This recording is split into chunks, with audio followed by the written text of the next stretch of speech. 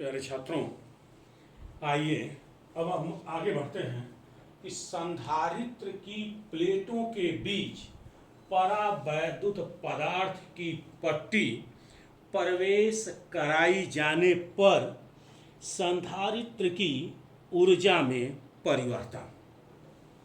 कह रहा है कि अगर कोई संधारित्र की प्लेटों के बीच परावैद्युत पदार्थ की हम पट्टी रख देते हैं तो संधारित्र की ऊर्जा में कितना जो है कि परिवर्तन होगा।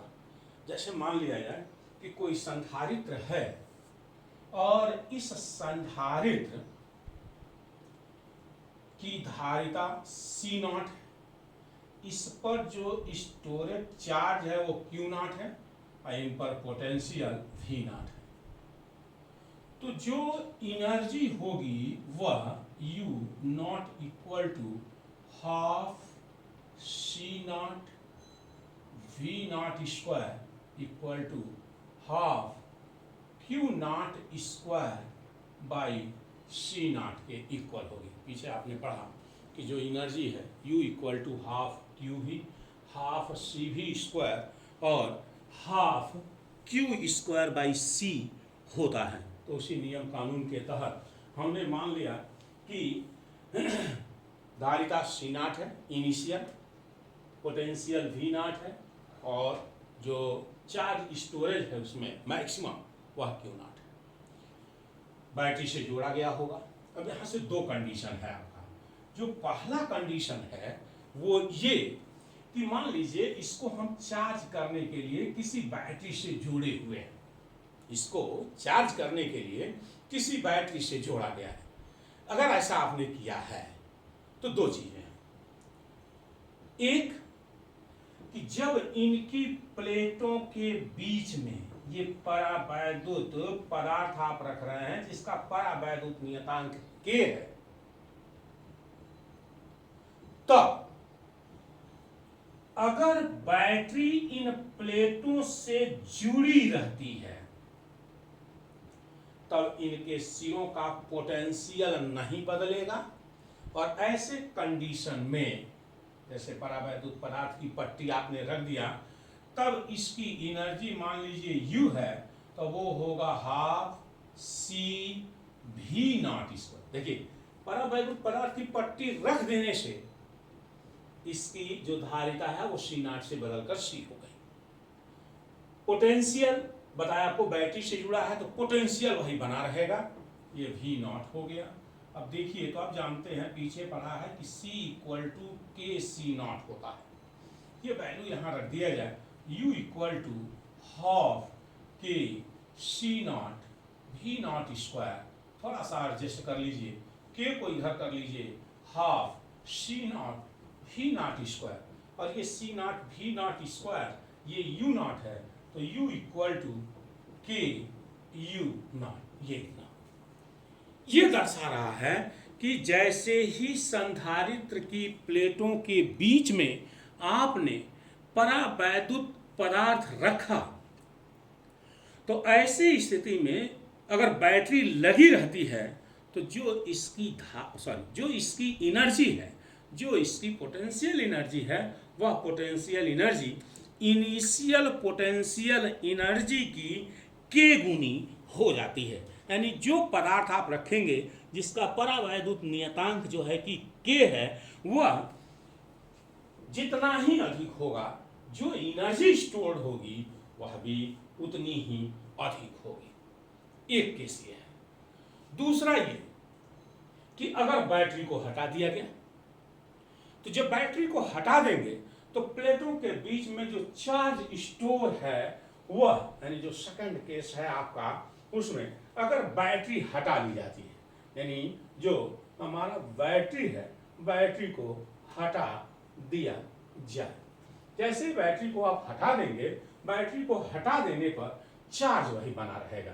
तब मान लीजिए पोटेंशियल एनर्जी U हो तब ये formula half Q0 square upon C हो जाएगा। इन फार्मूलों में केवल C0 की जगह पे C कर देना है आपको।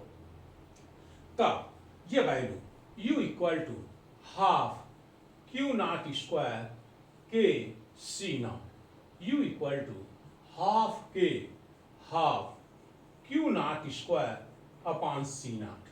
फिर देखिए यही वैल्यू है यानी यू नॉट, तो U equal to 1 upon K U not यानी यू नॉट बाई के। यानी इस कंडीशन में जब बैटरी हटा ली गई तब उसकी पोटेंशियल एनर्जी 1 अपॉन के टाइम्स घट गई। देखिए इसके पहले इसकी वैल्यू के गुनी थी जब बैटरी जुड़ी हुई है, और जैसे ही आप बैटरी को यहाँ से हटा लिया तो ऐसे केसेस में जो है कि ये 1 अपॉन के गुना हो गया।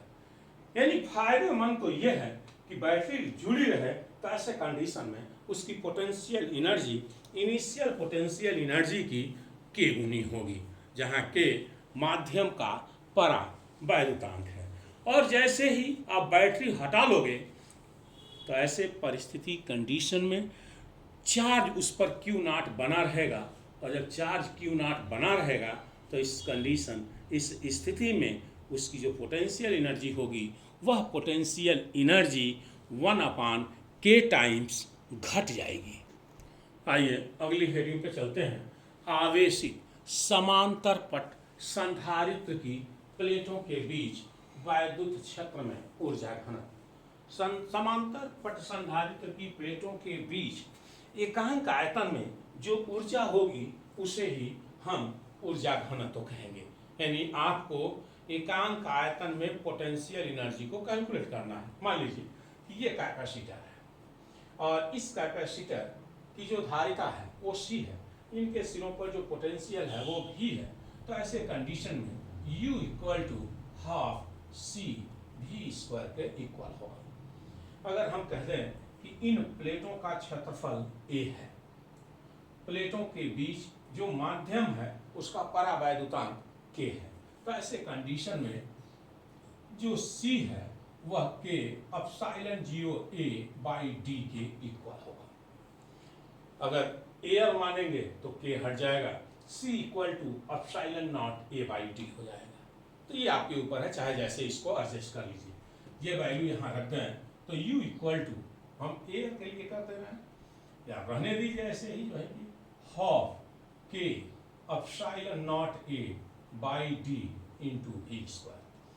पीछे आप पढ़े हैं E equal to V by D से V equal to E into D. ये वैल्यू यहाँ रख दिया जाए तो U equal to half K epsilon not A by D into E square D square, एक डी से डी कटेगा ये, तो ये हुआ आपका U equal to half K epsilon not E square A into D. देखिए यही A प्लेटों का क्षेत्रफल है और D प्लेटों के बीच का डिस्टेंस है, तो A इंटू डी वह स्पेस है दोनों प्लेटों के बीच जो वालू का कार्य कर रहा है।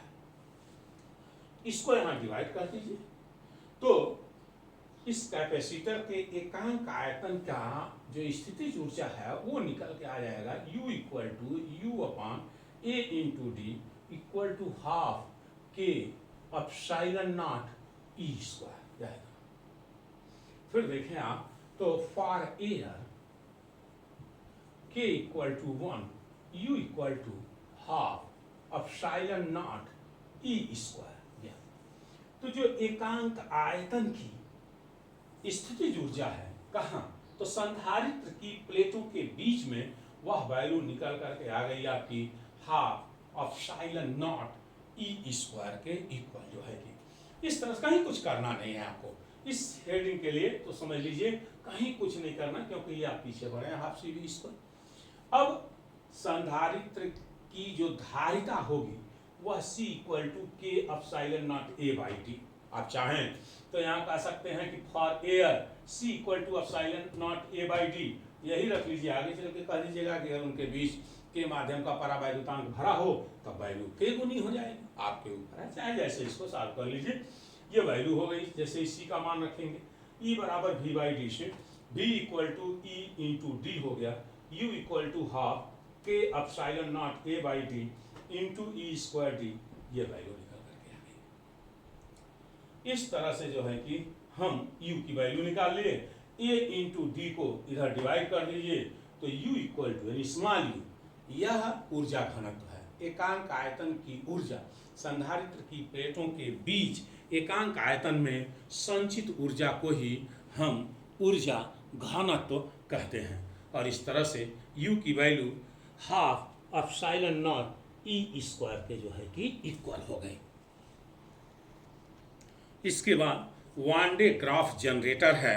तो वान डे ग्राफ जनरेटर के लिए हम आपको शार्टनेट भेज देंगे, उसी से आप उसको पढ़ लीजिएगा और बाद में जब स्कूल कॉलेज खुलेंगे तो हम वान डे ग्राफ जनरेटर को फिगर सहित जो है कि स्पष्ट करेंगे आपका।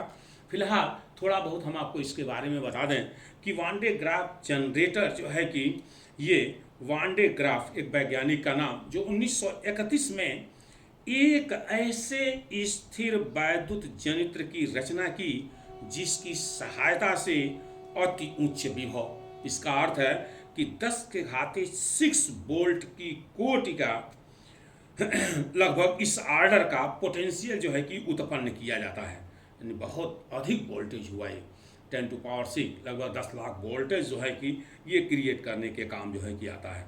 और होता क्या है, तो इस वोल्टेज के द्वारा आवेशित कोणों को त्वरित करके, आप जानते हैं कि इतना अधिक जब वोल्टेज होगा तो उनकी काइनेटिक एनर्जी बहुत अधिक होगी, तो त्वरित करके उनकी ऊर्जाओं में वृद्धि करने के काम आता है। तो इलेक्ट्रॉन है, प्रोटॉन है, आयन है, इन सबों के लिए जो है कि यह उपयोग में लाया जाता है। यानी ये वान डे ग्राफ जनरेटर एक ऐसी युक्ति है जिसके द्वारा हम जो है कि पोटेंशियल को क्रिएट करते हैं। इस आर्डर का जो पोटेंशियल होगा 10⁶ वोल्ट का, तो इससे पीछे आप पढ़े हुए हैं कि जो काइनेटिक एनर्जी होगी वह EV के इक्वल होगी। जैसे मान लीजिए इलेक्ट्रॉन को ही ले लिया जाए, तो अगर इतना वोल्ट है तो 10⁶ इलेक्ट्रॉन वोल्ट, तो ये सो मच यानी बहुत ज़्यादा जो है कि एनर्जी है। और इससे जो है कि तमाम प्रकार के प्रयोगों के लिए हम इन कणों को त्वरित जो है कि करते हैं।